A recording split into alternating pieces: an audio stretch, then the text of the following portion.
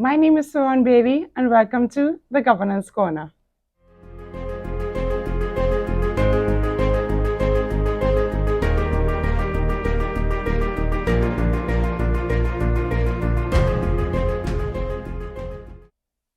Welcome to my very first episode of the Governance Corner.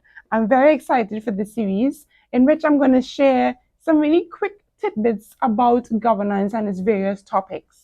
And in today's session, we're going to focus on governance versus management. Are they the same thing? Are they different? Do we really have to care about it, about what they are? And the answer is yes, they are different. And yes, we should care about what governance is and what management is. If you're on a board of directors, if you're part of a management team, even if you work for an organization, it's important to understand the difference to improve your performance and your effectiveness in the company. And when we hear corporate governance, let's think of a framework that consists of various elements. A corporate governance framework would consist of relevant laws and regulations, codes of best practice that exist within the environment that the company operates. A corporate governance framework would consist of the organization's constitution. What do the articles of incorporation say about the company and how it's supposed to be operating? What do the bylaws of the company say about the company and how it's supposed to be governed? It will also consist of the structures, or the right structures in place for long-term success, for effective performance. So you would have your organizational structure, which is your typical board of directors, CEO, your management team, but more so, is the board properly structured? Is the board of a particular size that would need subcommittees, for example? Should the board be delegating certain powers and authorities to subcommittees? And what are the structures of those subcommittees? Another aspect of a corporate governance framework would be the strategic plan of the company. What is the strategic direction for the company for the next 5 years, 10 years, 15 years, however long you want to plan into the future? And the policies of the organization. Do the policies align with the desired culture of the organization? Do the policies align with the strategic direction of the company?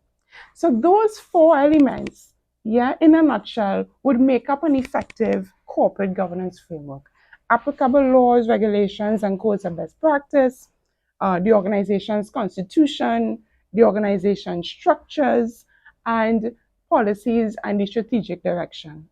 And all of those things fall smack dab in the laps of your board of directors.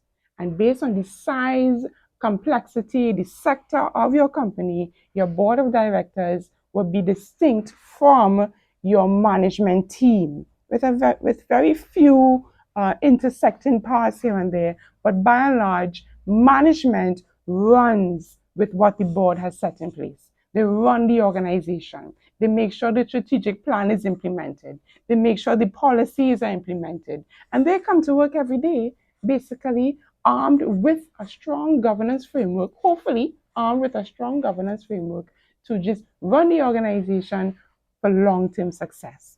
And there, in a nutshell, is the difference between governance and management. I know based on if you have a very small company, it may seem that you're doing a lot of the same thing because you're the board, you're the manager, you're the staff, you're everything. But even if you run a micro enterprise, it's important to understand the difference because there will come a time where you will have to delegate the powers to a CEO or management team because it will just be too much load to take on your own. So that's it for today in governance versus management. If you want more on this topic and other governance topics, visit my blog on my website, www.baileysconsultingservices, and I will see you soon for the next episode.